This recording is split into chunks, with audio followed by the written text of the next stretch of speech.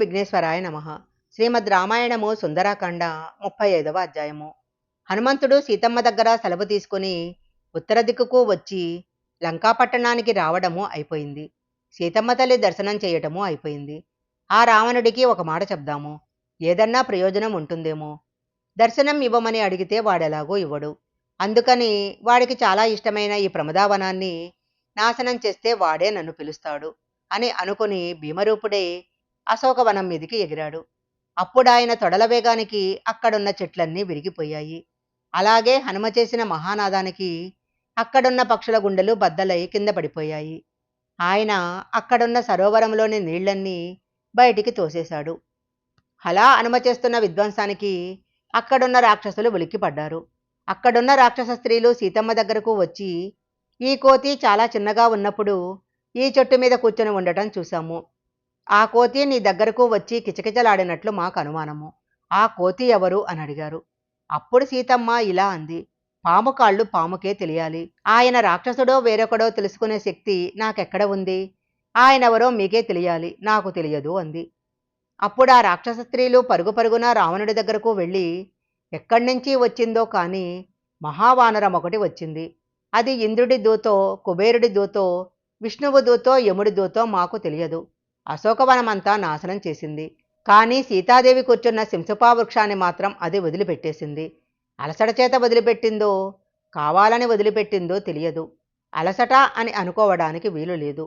ఎందుకంటే ఇంత అశోకవనాన్ని నాశనం చేసిన వానరానికి సింసపా వృక్షాన్ని నాశనం చేయటం పెద్ద లెక్క. అది కావాలనే వదిలిపెట్టింది. నువ్వు ఏకాంతం మీదైతే నీ మనసుని కామాన్ని ఉంచావో ఆ సీతతో ఈ వానరం మాట్లాడింది అని చెప్పారు. అప్పుడు రావణుడికి ఎక్కడలేని కోపమో వచ్చి 80,000 మంది రాక్షస కింకరులను పిలిచి, మీరందరూ వెళ్ళి మహావానరాన్ని పట్టి బంధించండి, లేకపోతే సంహరించండి అని పంపించాడు. ఆ సమయంలో హనుమంతుడు అక్కడ ఉన్న తోరణం మీద కూర్చొని జయమంత్ర శ్లోకాలను చెప్తున్నాడు. రాముడు లక్ష్మణుడు విశేషమైన బలంతో వర్ధిల్లుతున్నారు. రాముడి చేత రక్షింపబడిన వానరరాజైన సుగ్రీవుడు జయముతో శోభిల్లుతున్నాడు. అలాంటి రాముడికి దాసానుదాసుడను నేను. నా పేరు హనుమ. నేను యుద్ధంలో నేరుగా ఆయుధాలు వాడను. ఈ రావణుడి సైన్యాన్ని నా అరికాళ్ల కింద పెట్టి తొక్కేస్తాను.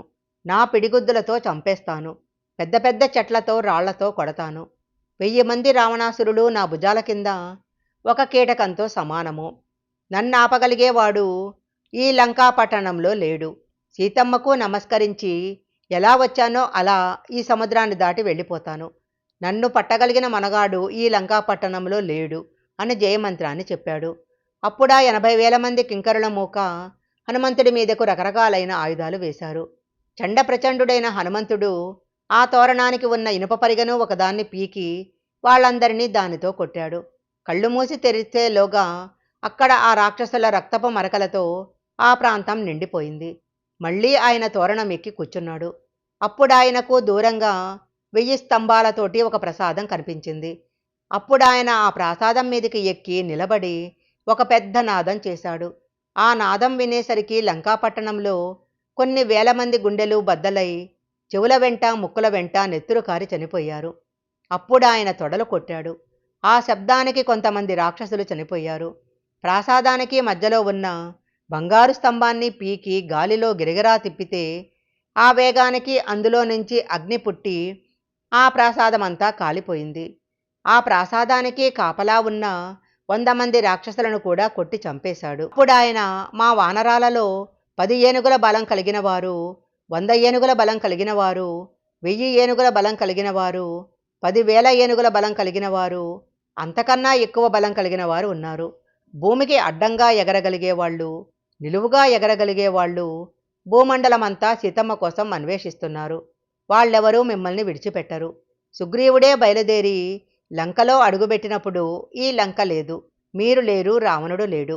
ధర్మాత్ముడైన రాముడితో వైరం పెట్టుకున్న కారణం చేత మీరందరూ మర్చిపోతారు అని చెప్పి మళ్ళీ తోరణం మీదకి వచ్చి జయమంత్రం చెప్పాడు.